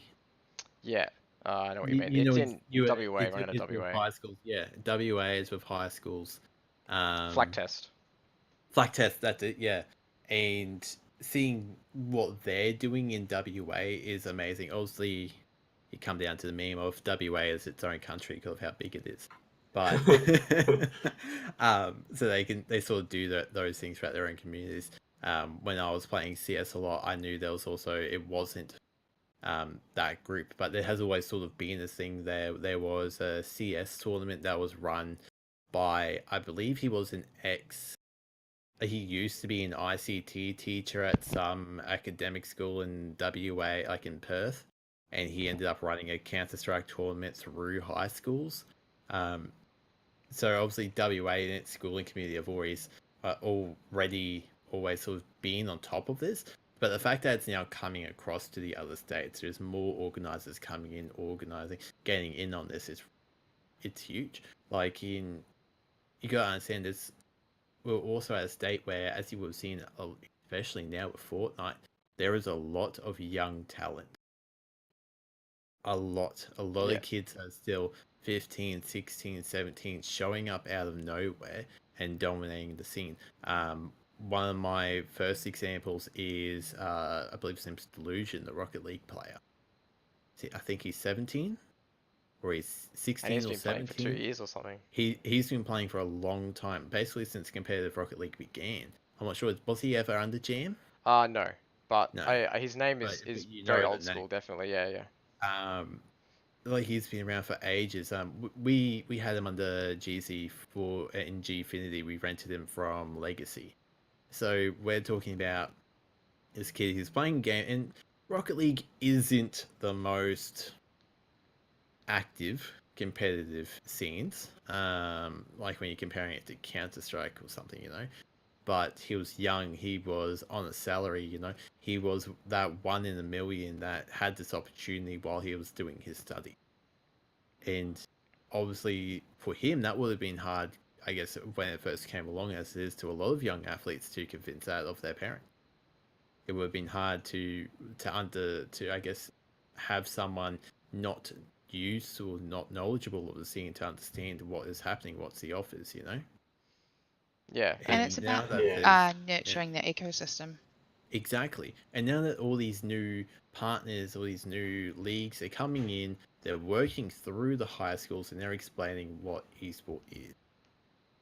I think the more positive reinforcement that can be given to parents with concerns to help answer any questions or concerns that they have, but actually show them that it is a viable path for their child to take, and not one of those, oh, they're wasting their time playing video games. So to have such a broad business come in and actually take the time to show it and address these concerns is exactly what it needs. Yeah, exactly. It's like, I know, for example, myself, I have an aunt who, she goes to all of the, now she has 4 kids, they're all quite young. I think the oldest is 13 this year. So she is one of those parents that's part of the parent and community, like the PNC of the primary school, you know. She goes to all those information nights where there's someone there saying Snapchat is like, it was made by the devil, you know. She goes to those evenings and she believes in it. And because they hear that one-sided story. They don't, like, exactly. You get one person going on their little rant about it, but there's no one with a rebuttal or anything. There's no debate. It's just a rant. Exactly. And with that, I know that my cousins, she instantly grounds them if they're playing an online game with voice chat. Yeah, and she fully refuses it. I guess that sort of talking to people online is the first step into esports, in my opinion. It's a gateway drug. It definitely is. And these unions, what they are, these companies coming in to actually support and teach, because it's not just teaching the students about what esports is, it's also teaching the parents. I can tell you right now, Meta probably already have in their plans to do PNC nights, to do information nights. Well, yeah, it looked like that from their full spiel that they gave, that they were going to address and help parents through all of that. So, which is amazing, like the time that they're taking out to do that, because they want it to succeed and they want their kids, like the kids, to be happy. And exactly. Yeah. And I know myself, I went to a primary school where we had the same dude come every single year. And it was the same spiel of, don't go online, kids, it's full of predators. And it was every year. And he had the same PowerPoint presentation every year with the same logo. It's like the original MSN logo. And 10, 11-year-old me is sitting at the back and it's like, I'm not going to listen to him. Can't wait to go home and play RuneScape. Opens up ICQ. See how much gold I can scam out of people today. But yeah, it's but it's people that don't understand online or don't understand the gaming, that have that closed singular mindset of, this is bad and that's it. There's nothing else for them. It's, this is bad. So yeah, Meta's doing a really good public service.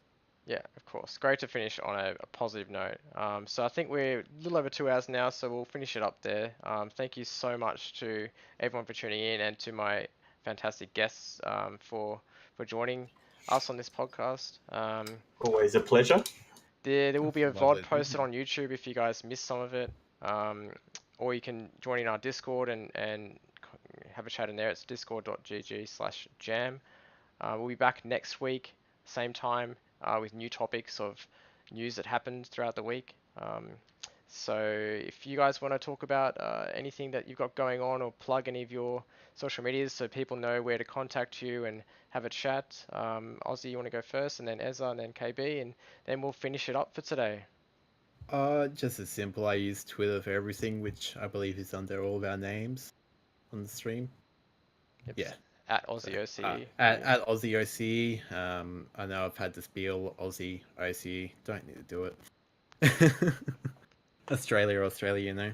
But yeah, it was good being on today. Thank you so much. Thanks for having me on.